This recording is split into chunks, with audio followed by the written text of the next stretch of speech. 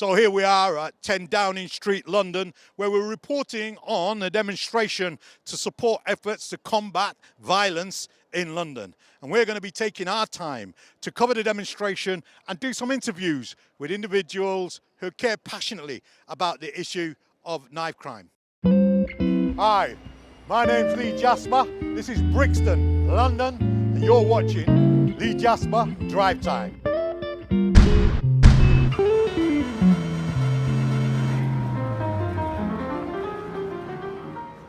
A demonstration about violence and knife crime.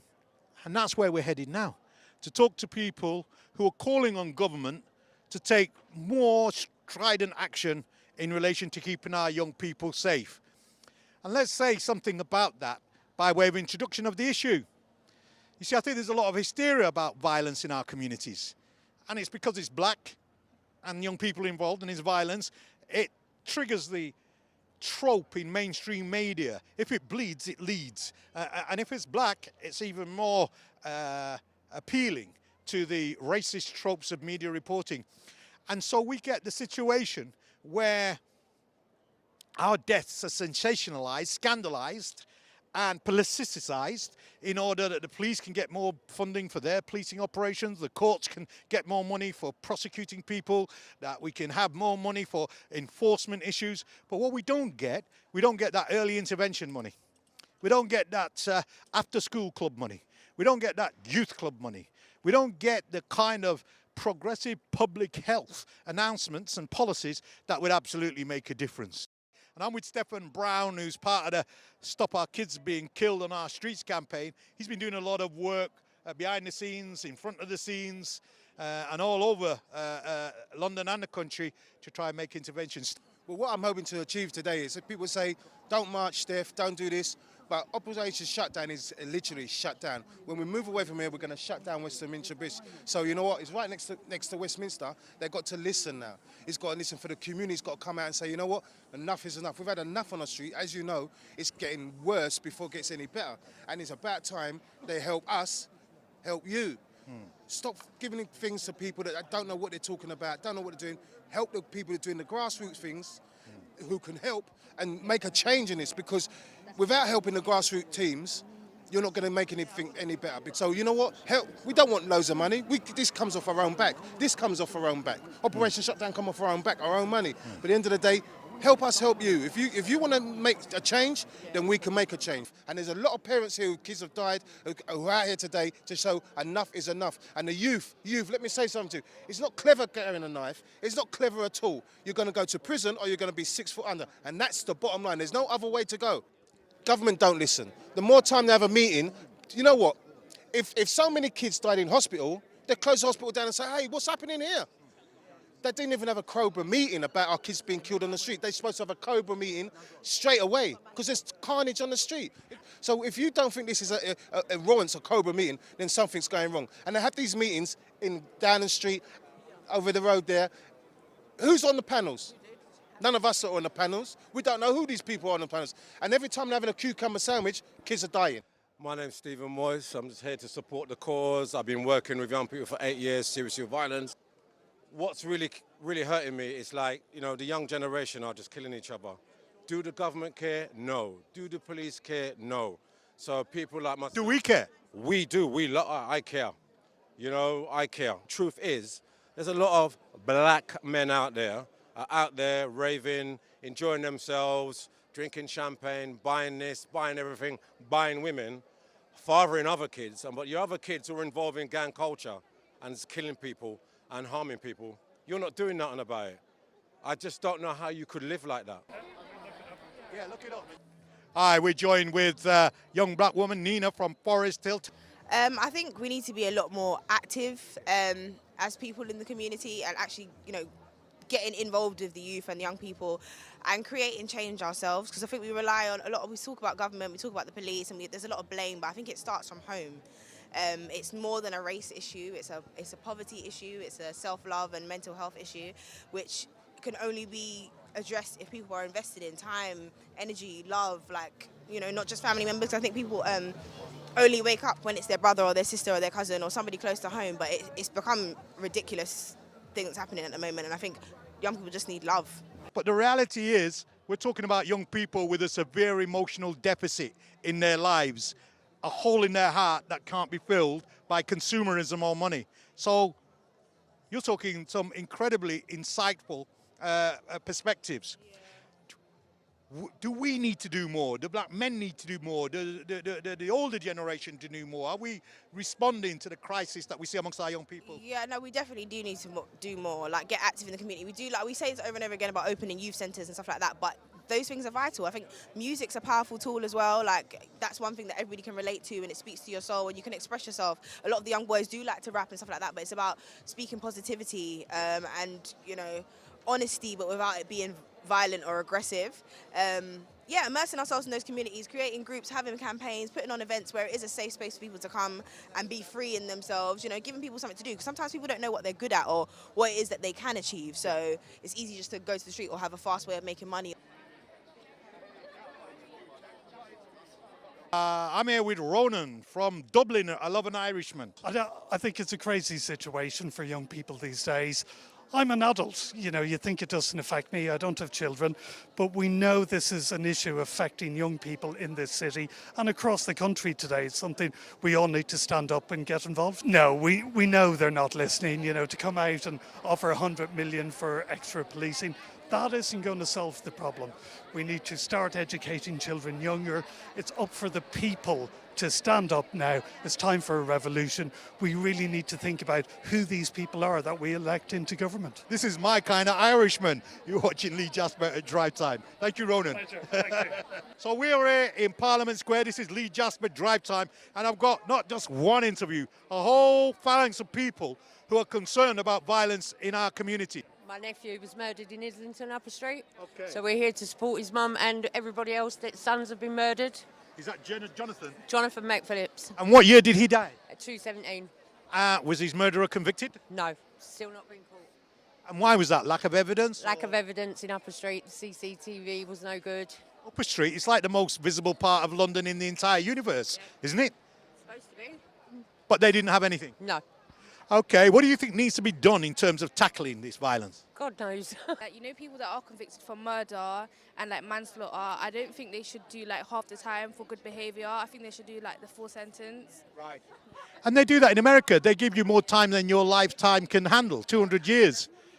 But they don't have any lesser violence. I feel like too much police would intimidate too many people, but then I also think that it would help to fuel the violence. And like it would make people more scared to actually commit crime. So if we had more punishment, then people might be more reluctant to get involved in crime. Yeah. Okay, interesting, although the evidence doesn't support that. Because in America, where they put people along in jail for hundreds of years, violence is not reducing. Violence is still increasing in our communities. They make the weapons so available to any and everyone. I think that knives and stuff should not be so available. Thanks very much for talking to us here today. Do you think the violence should stop? What do you think we should do about it? Do you know? No? What would you like the adults to do? To just look, like, just to keep an eye on children who have knives. See that? What she wants the adults to do is keep an eye on our children. How many people know where their kids are at God knows what time o'clock in the morning and at night? Too few, in my view.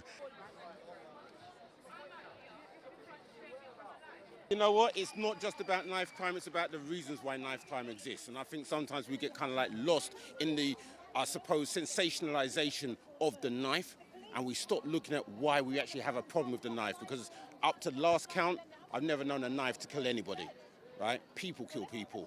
And the question we have to be asking ourselves is, why are people killing people? For me, that's the conversation that we should be having. Politicians are politicians. A politician's job is to be political, right? Yep. It's not to resolve. So I don't even think that the answer for our problems are with the politicians. They should be the servants that then roll out the needs which we are addressing to them. That's what they're not doing. They're not addressing the needs which the grassroots and the communities are pointing out. But we have to be stronger. We have to be more organised. It just breaks my heart to hear. I used to be a youth mentor. I still do it, but not as often as I should, and I want to do it more. Because if I had a son, what I would teach my son There's no way. Well, I wouldn't say no way, but it breaks my heart to see these young 13, 14-year-olds with knives going around stabbing people. Why? Is that life? What kind of life is that? Aren't they scared of being stabbed themselves? Well, they probably are, but it's just, that's no way to live your life. Why would you restrict yourself to within a postcode? You're not living. You need to go out there and see the world. There's opportunities out there. They just need help. This is why the parents or people surrounding them, the family, need to reach out to mentors. There's mentors. You need to find these people to help your kids. Reach out to them. We know that there's single mums struggling. You know, there's lots of people I know that have been there. I've been there for a short time myself. But you need to find the resources. You need to find the people that can help your children. We can only do so much. And I know it's not going to be the same for everybody. It's different for everybody. But it breaks my heart to see all these faces. They're underneath the ground. Why would a young black boy or a young white boy, whatever colour you are, not think about living?